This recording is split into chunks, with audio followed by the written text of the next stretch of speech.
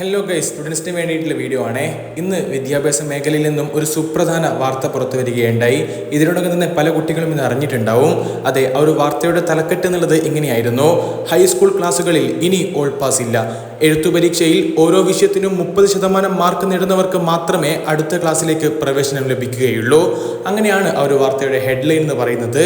തീർച്ചയായിട്ടും ഇത് വിദ്യാർത്ഥികൾക്കുള്ള ഒരു എട്ടിൻ്റെ പണിയാണോ ഗൈസ്? എന്തുകൊണ്ടായിരിക്കും ഇപ്പോൾ ഇങ്ങനെയൊരു നിയമം പാസ്സാക്കാൻ പോകുന്നത്? അതുപോലെ തന്നെ ഈ ഒരു വാർത്തയുടെ അടിസ്ഥാനം എന്ത്, ഇതിന്റെ കാരണം എന്ത്, അങ്ങനെയുള്ള ചോദ്യങ്ങളൊക്കെ വിദ്യാർത്ഥികളുടെ മനസ്സിലൂടെ കടന്നു പോകുന്നുണ്ടാവും. തീർച്ചയായിട്ടും അതിലുള്ളൊരു മറുപടി എന്നോളം പരിശോധിക്കുകയാണെങ്കിൽ, ഹൈസ്കൂൾ ക്ലാസ്സുകളിൽ പരീക്ഷ എഴുതുന്ന എല്ലാവരെയും വിജയിപ്പിക്കുന്ന ആ ഒരു സമ്പ്രദായം വിദ്യാഭ്യാസ വകുപ്പ് അവസാനിപ്പിക്കാൻ പോവുകയാണെന്നുള്ള റിപ്പോർട്ടാണ് നമ്മൾ ചിന്തിക്കേണ്ടത്.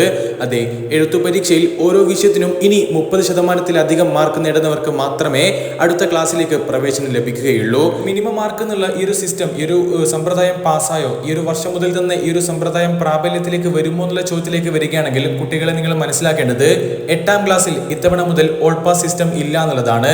അതെ, 8ാം ക്ലാസ്സിലെ വിദ്യാർത്ഥികൾക്ക് വിജയിക്കാൻ മിനിമം മാർക്ക് നിർബന്ധമാകും എന്നുള്ള ഒരു വാർത്തയാണ് ഇപ്പോൾ പുറത്തേക്ക് വരുന്നത്. 9th ക്ലാസ്സിൽ 9ാം ക്ലാസ്സിൽ പഠിക്കുന്ന കുട്ടികൾക്ക് അടുത്ത വർഷം മുതൽ മാത്രമേ ഈ ഒരു മിനിമം മാർക്ക് സിസ്റ്റം കൊണ്ടുവരികയുള്ളൂ എന്നുള്ള ഒരു വാർത്തയും പുറത്തേക്ക് വരുന്നുണ്ട്. മന്ത്രിസഭാ യോഗത്തിലാണ് ഈ ഒരു തീരുമാനം ഇപ്പോൾ നടപ്പിലാക്കിയത്.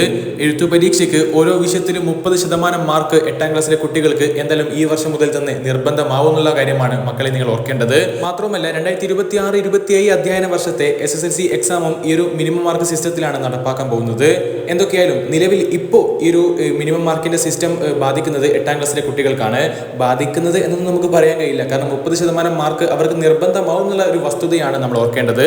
എന്തൊക്കെയായാലും 8ാം ക്ലാസ്സിലെ കുട്ടികളെ നന്നായിട്ട് പഠിച്ചോളൂ. ഇങ്ങനൊരു ഇപ്പോൾ സിസ്റ്റം നടപ്പിലാക്കാൻ പോകുന്നുണ്ട് ഗൈസ്. അപ്പോൾ എന്തുകൊണ്ടായിരിക്കും നിലവിൽ ഇപ്പോൾ ഇങ്ങനൊരു സിസ്റ്റം പാസ്സാക്കിയതെന്ന് ചോദിക്കുകയാണെങ്കിൽ, ഓൾ പാസ് നൽകുന്നത് സംസ്ഥാനത്തെ വിദ്യാഭ്യാസ നിലവാരത്തെ ബാധിക്കുന്നുവെന്ന് കോൺക്ലേവിൽ വിമർശനം ഉയർന്നതിന്റെ ആ ഒരു കാര്യമൊക്കെ പരിഗണിച്ചുകൊണ്ടാണ് ഇപ്പോൾ ഇങ്ങനൊരു തീരുമാനം പുറത്തേക്ക് വന്നിരിക്കുന്നത്.